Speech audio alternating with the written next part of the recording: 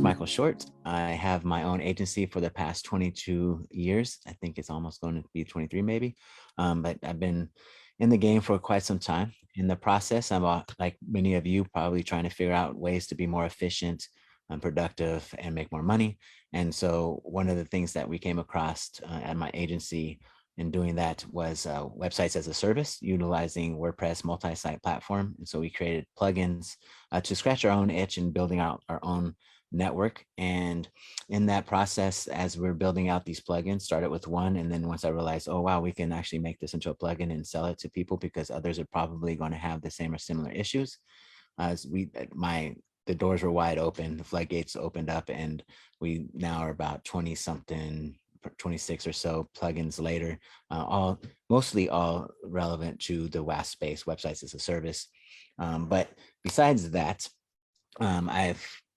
so that's kind of how I got my name in the game, I guess, in Facebook, and just started a group and that sort of thing. And in that process, I got invited to go to CobblePress, and in that CobblePress, that's where I actually got to meet Adrian live in person. But I also met Brad, who's the owner at Go WP, and we hit it off. Never thought in a million years that I'd work with him, but I'm glad that I am. Just before, and so a little bit about me. About a year ago, I decided I was going to hit the road and live in full time in an RV. And so that's what I'm doing now still. And just prior to getting on the road, Brad had posted something on Facebook that he was looking for somebody with specific requirements. And I felt like I was reading my resume and jokingly just said, when do I start? And that joke turned into me going through his due diligence and process for hiring. And here I am working with Go WP for the last year as well. It's been an excellent, amazing experience. And through it, I have learned a lot as well for my agency, and just helping and talking to other agencies, just growing together. It's been an amazing, fun ride so far. So with that said, I mentioned I do live full time in my RV. I have lots of stories there. So maybe I can answer any kind of questions that you guys have, from agency side to building out plugins to outsourcing, all that stuff. We can save it for the end. But this particular presentation specifically about outsourcing services. In the beginning of the presentation, you'll notice that I'm going to be talking specific to content writers.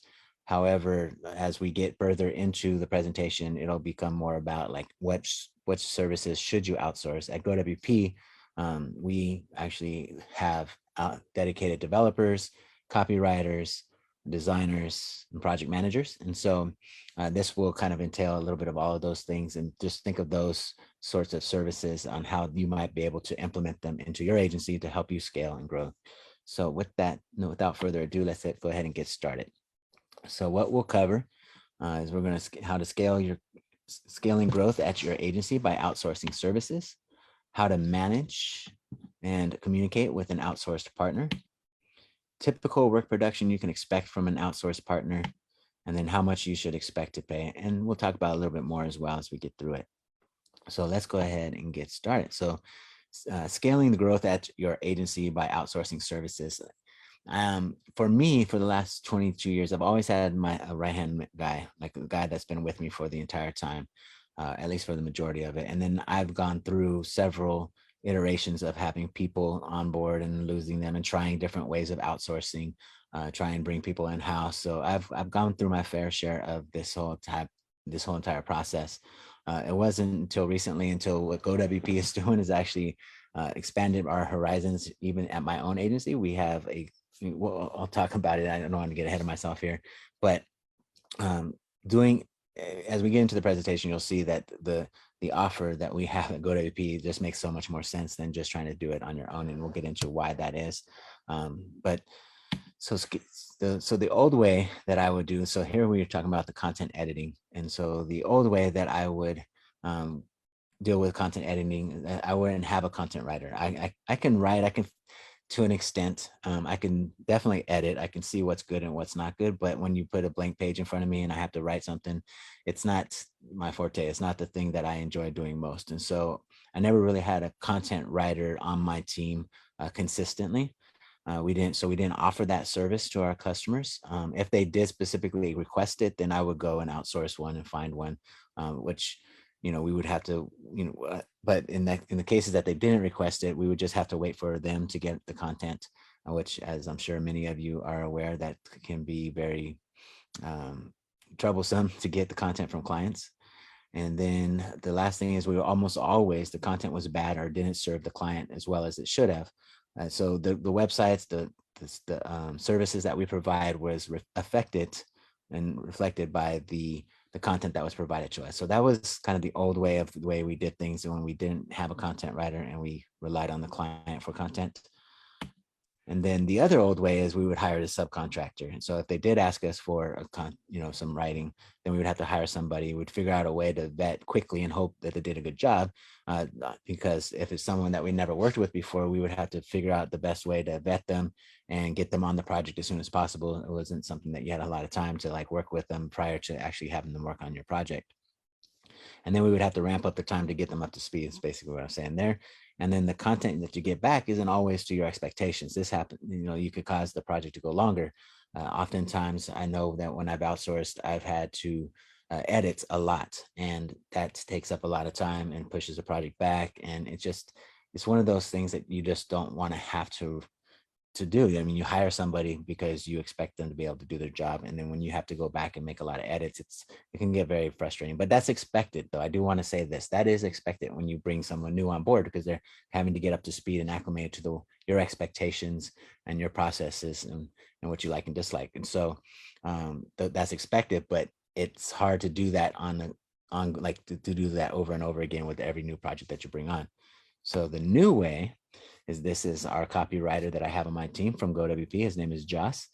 So we hired him, and we have him. He's actually on our team, dedicated to working with us. I actually have him for 4 hours a day, 5 days a week, and he's amazing. He acts, and we have, you can have them use your project management tools. So he works within Pludio. That's what we happen to use. He can work in ClickUp, whatever you guys are using. Our copywriters are outsourced dedicated services providers. They can work in whatever project management tool that you have, and then also communication tools. He's on our Slack. We're constantly going back and forth with different ideas and questions and so forth. And so it's just nice to have somebody as a part of my team, and we get a lot more done because there's a lot more synergy. So that's Josh. Josh has been amazing. We also recently brought on Marina to our team, who is our designer from Go WP, and she gives us 2 hours per day for our projects. And it's worked out this way, but Joss and Marina happen to be from the same part of the world in Spain, and so they're able to communicate while I'm sleeping, while my team is sleeping, and they're getting stuff done. Joss really has been with us for a while, so he really understands and knows the projects that we're working on. So he's able to manage Marina and get her the stuff that she needs to complete her tasks. And so there's a lot of synergy there that I wouldn't get when you outsource to other providers, like independently through Upwork or whatnot, because you're just sending them emails back and forth. Oftentimes they're not really joining your team. And then as far as the designer, I've actually gone through Dear Designer and Design Pickle. And although the services are good and for what they are, it's just the synergy is not the same, because they're not inside of your communication tools. You're having to put tickets through their systems, which, they have good designers and everything comes back nice, but it's just the synergy is just not there the way I have it now. And it's been quite amazing having a team that you can just have them communicate with each other, project manage each other, that sort of thing. It's just been an awesome experience. So how do you manage and communicate with an outsourced partner? So the way that we do it internally at Blitz Industries is we actually use Pludio, like I mentioned. And so we have everyone set up to go there, and we have all our projects in our stages, and we just move them.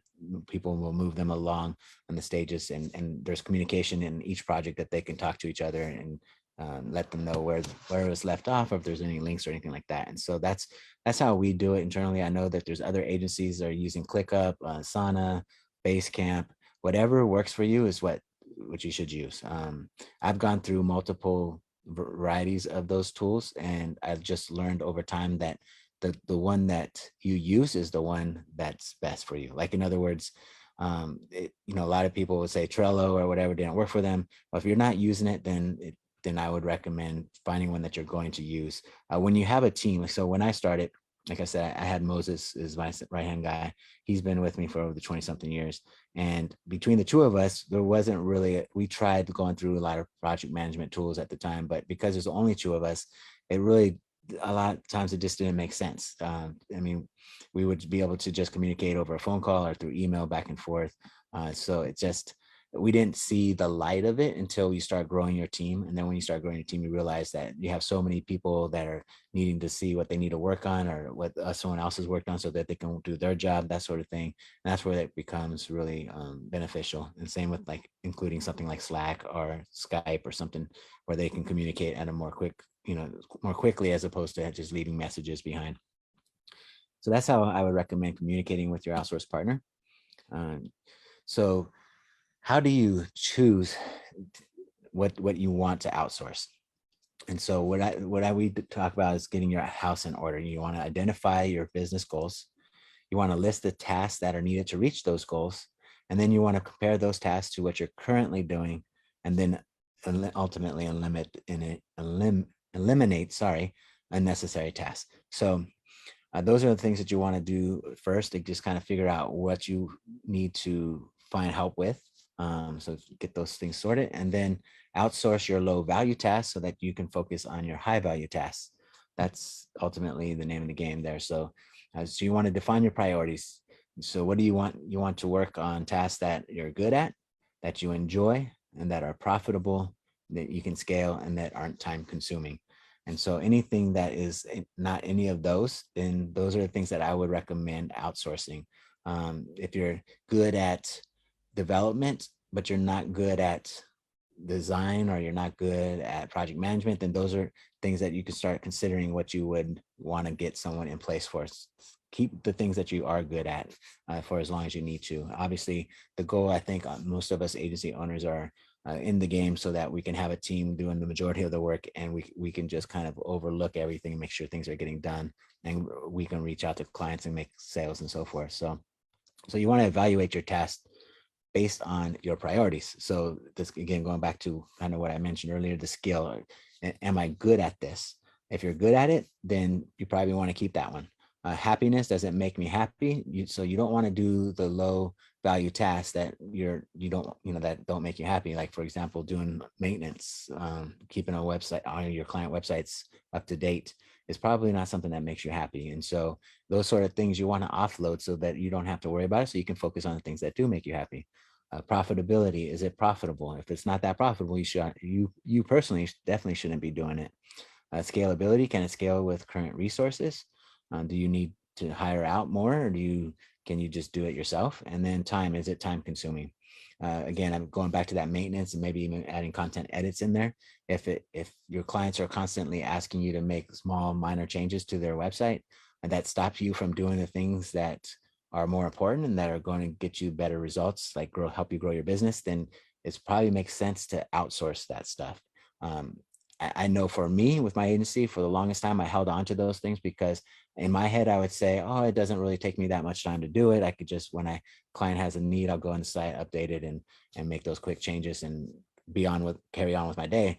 But what I realized in hindsight is that, and I'm sure you've probably experienced, is those things stop you from accomplishing the things that you actually need to get done, and it just takes more time to scale and become successful. So as quickly as possible, I can highly recommend just price your services in a way that you can get those low value items off your list while still making a profit, but move on to the things that are even more profitable. So we have a list, a score task using a worksheet. So what we've done here is you think of each of the tasks based off of a department. So like you'll have a sales department, social media, marketing, maintenance, hosting, site builds, customer success. These are some of the things that we have here marked out as departments. And so as you think of the different tasks, what tasks are assigned to the sales department, what's assigned to the social media, to the marketing and so forth, and get all of those kind of aligned where they need to be. So that way, as you're thinking through who you need to hire, it will help you organize which which role needs should be hired first. And so on the right side, you have go back to what we just talked about, the things, what are you good at, the skill set, what makes you happy, what makes you profitable, what is profitable, what is scalable, and how it is time consuming. And so those, you want to gauge each of the tasks that you put on this worksheet from a scale of 1 to 10, what is, 10 being the highest, like as the most important or the most time consuming. And that's how you want to go through this worksheet. And then at the end, you get your score, and then that'll help you determine what you should possibly be outsourcing. And so if you want this worksheet, just reach out to me, Mike at GoWP.com, or you can actually send me a DM in Facebook if that's better for you. Either way, I can get this out to you as well. So managing the relationships with outsourced partners and what to expect and how to have success. So every one of us comes into an experience with, comes into a new working relationship with different experiences. And it's important that we manage them in a way that that is going to be congruent and reflective of what you're trying to build with your company. So, so you want to definitely set expectations in the beginning. So so here we have an onboarding checklist, and these are some of the things that we're going to go through each one of these individually, and we're going to talk about how you can use each of these to get your outsource partner on the right page and working for you in the way that they should be. So I'll just read through these real quick, and then we're going to talk more about them. So creating an email account, we highly recommend doing that. Creating a team chat account, talking about like Slack. Create a user account in your project management tool. Give a warm welcome. We'll talk about why that's important. Introduce them to your brand, and then what is it that you represent? What are you trying to convey to the world that you guys are and representing? Review expectations and what the outsource part with the outsource partner. Review your toolkit. We have shadow a team member. We talk about that. There's options there. Complete a demo task.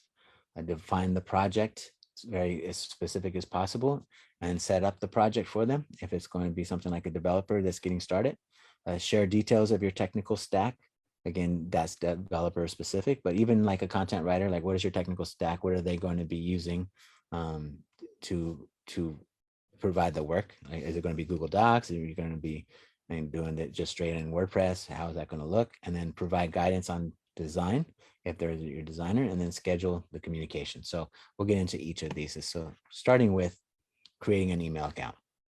So we highly recommend that when you bring an outsource partner on board, and keeping in mind that you're bringing them on board to enhance your team, to build your team.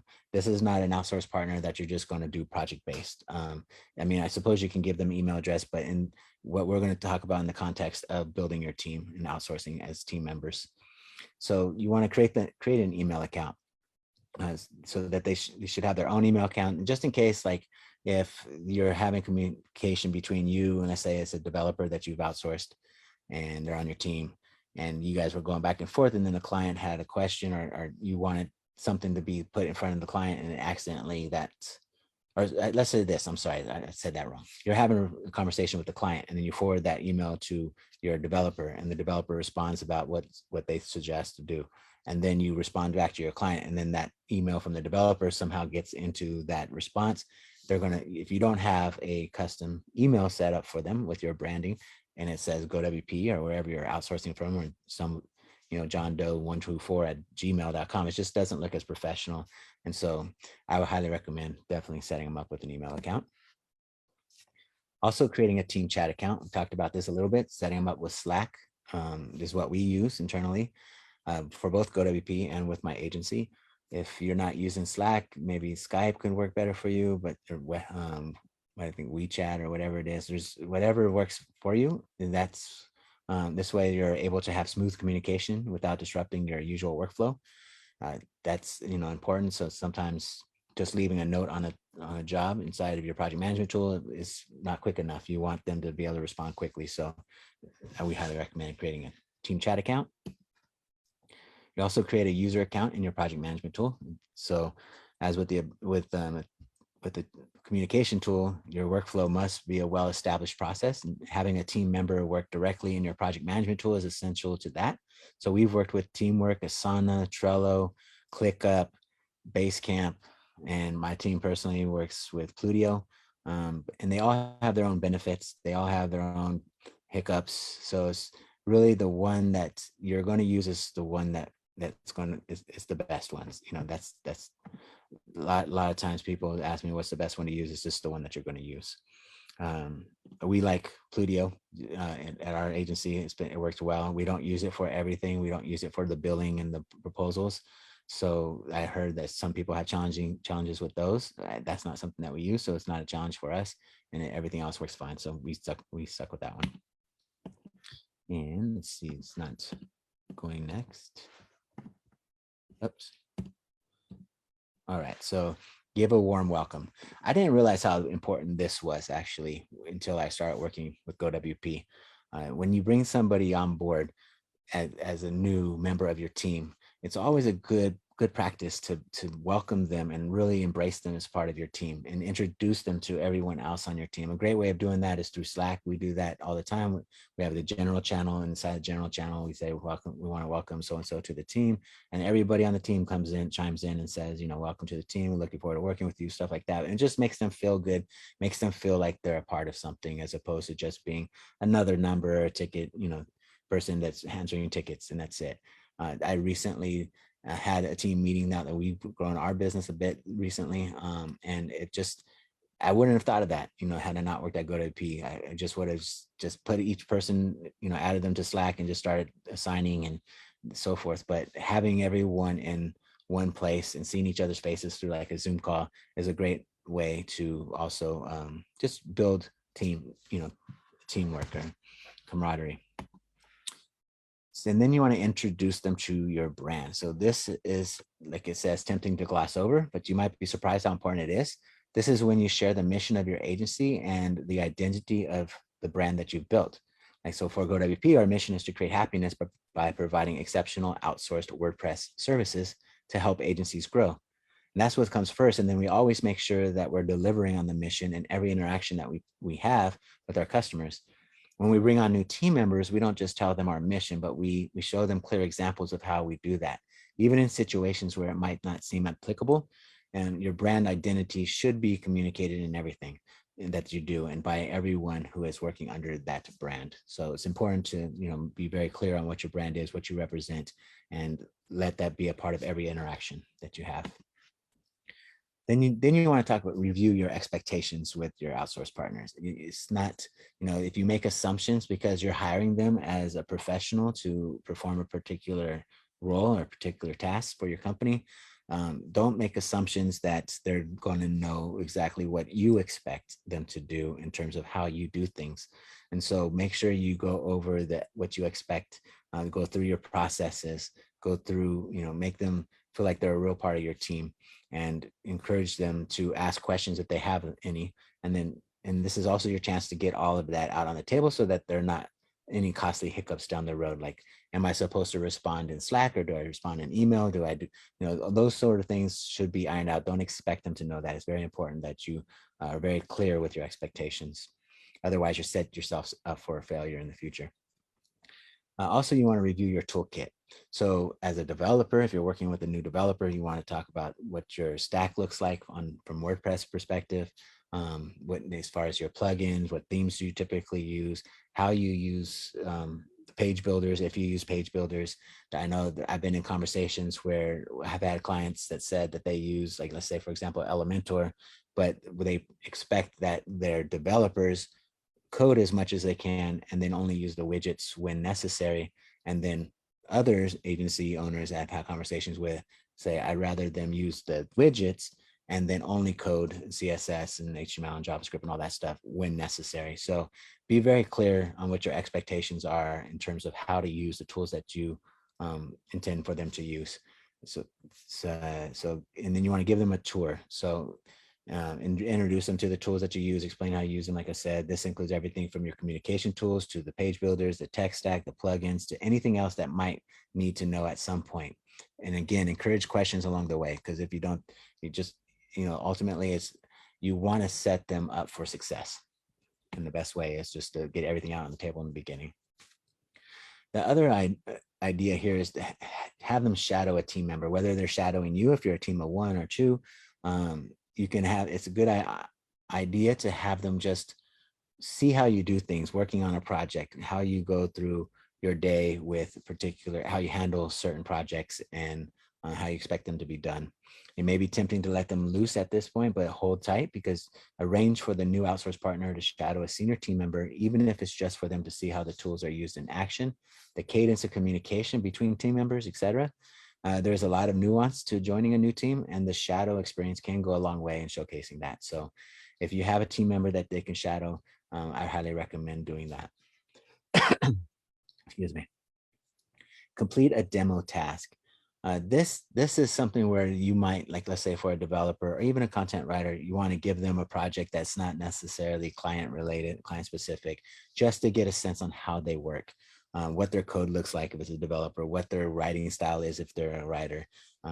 Those are all things that you want to kind of establish and know upfront, and how to guide them in the right way before you get them too involved with a client project and then have crap hit the fan, for lack of a better way of saying it, down the road. So giving them something to test or something to try up front is a good way to get them started on your team, so that there's not a high level of pressure. Everyone's getting to know each other, getting to know each other's style. That's a great way of doing it. And then that'll just read this way, you can see how they work and provide feedback that should be applied once they start working on real projects. So we recommend doing that as well.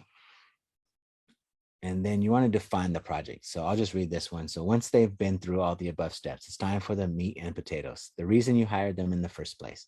You want to provide them with the project brief, something that describes the scope of the project and what you're hoping to accomplish with it. And this should be an overview used for guidance and something to help keep everyone on track for the duration of the project. So be as specific as possible. Sometimes what I've encouraged people to do now is use tools like Loom, where you can jump on a quick video and just walk them through what your expectations are. This is even more helpful and beneficial if they're not working on the time zone that you happen to work during your day. So there's no overlap. This is a great way to avoid roadblocks or them having to stop what they're doing because they don't quite understand or know what you're exactly talking about. And so the best way to do is just kind of walk them through it through a Loom video is what I had to recommend, because it's a lot quicker. You don't have to type everything out. You don't have to make a big brief, and it's something that they can go back and refer to often if they need to throughout the project or that particular task. That works out really well in a lot of cases.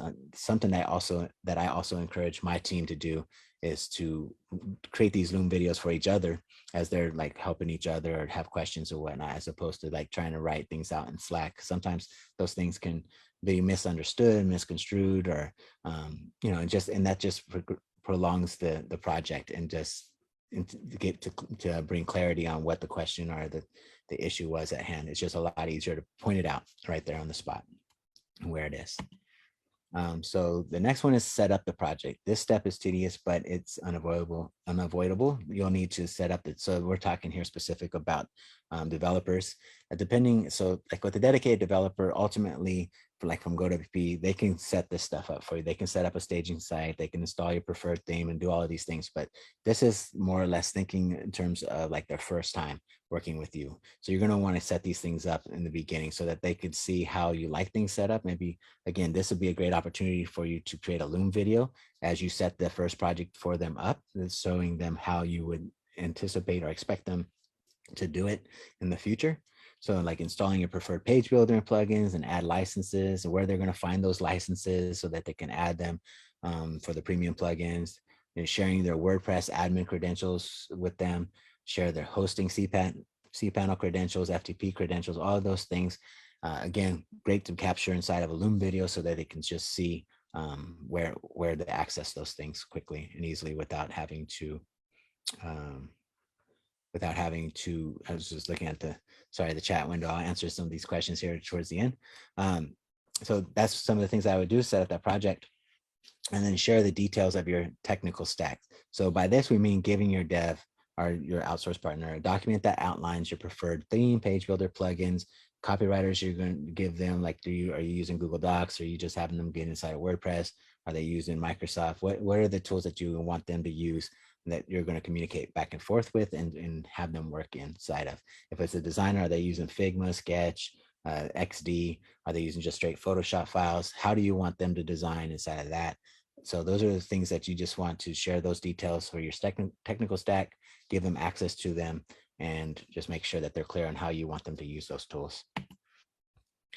And then provide guidance on the work. So be proactive. Don't wait till the last minute and then say you didn't do it the way I want. Like try to jump in as frequently as possible to just make sure they're staying on the right track, so you're not wasting a lot of time and money.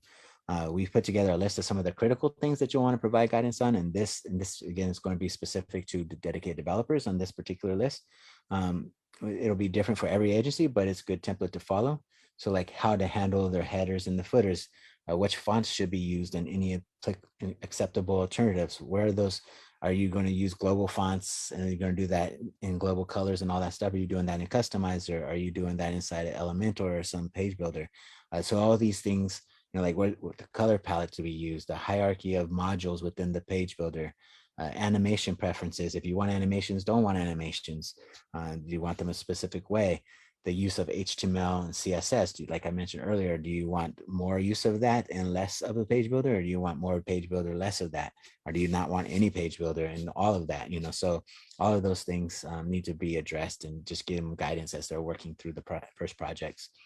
And then the best practices for like building forms, like are you using Gravity forms? Are you using, Fluent forms or any of these other forms? Like how do you want them? And are you integrating those with third party and giving them access to those? So all these things, you just need to be able to provide them guidance along the way to set them up for success. And remember to communicate. We can't stress that enough at Go WP. I know a lot of people bring on new people to their team and think that they're just going to get it and they're just going to hit the ground running. And unfortunately, people are people, and it's never really going to be the case. There's going to be always that little bit of lack. There's going to be that getting them up to speed, the time to get them up to speed. I know there's a better way of saying that. It's not coming to me. So, but you want to get them time to learn, how you do things in your processes. So like any good relationship, communication is definitely key. Let your new outsource partner know how they should provide updates, how often you expect to be updated, what you'd like those updates to include. And then this way you're staying informed, and your outsource partner can be confident that they are delivering on the set and agreed upon expectations. With my team, we actually have everyone checks in at the end of the day and just says what they've done, just bullet point items, like 4 or 5 items. But what did you do today? That way everyone is in tune on the same page of what is getting done daily. So aside from the additional, like just being able to go into the project management tool and click on a particular project and seeing what's being done there, it's just a way inside Slack at a quick glance we can see, okay, Marina's worked on these 4 things today, great. Josh has worked on these 4 things, Mo worked on these, everyone that I have worked on. And it's really nice to just kind of see, and it holds everyone accountable too, to know that like we're here to get work done. They can see other people are working, so they don't want to be left behind and or be the one that's not getting anything done. So it's just a good way to keep things transparent among the group. Also be sure to give them feedback on those updates. So if there's anything that they're doing or shouldn't be, maybe the good thing about the updates is that you can see if they're heading in the right direction, if they're working on the tasks that they should be, or if they're ones that should be more prioritized. Communicate every aspect. And to me, it's just the best way to do that is use the communication tools that I mentioned. Try not to neglect check-ins for our team. It's our goal to make sure that you're not just satisfied with the service, but that we've helped create happiness for your agency. That's talking specifically about our Go WP services. So let's just recap real quick on the things that we recommend. And one is create an email account, create a team chat account, create your user account in your project management tool, give a warm welcome, very important, introduce them to your brand, review expectations with the outsourced partner, review your toolkit, shadow a team member, complete a demo task, define the project, set up the project, share details of your technical stack, provide guidance on design, and then schedule communication. Actually, I don't think I had a slide on there about scheduling. Did I say schedule? No, this says to remember to communicate. I would also schedule communication, have team meetings at least once a week, whether it's on Zoom or just everybody in the Slack channel, something where you, preferably Zoom, would be an ideal scenario for that. Something like Zoom, where you guys can get into one room and essentially and talk amongst yourselves about what projects are at hand, what's the goal for that week, that sort of thing, or what was done the past week, and try to schedule those out as frequently as possible. I mean, don't need to be overkill, but it's good to have those meetings.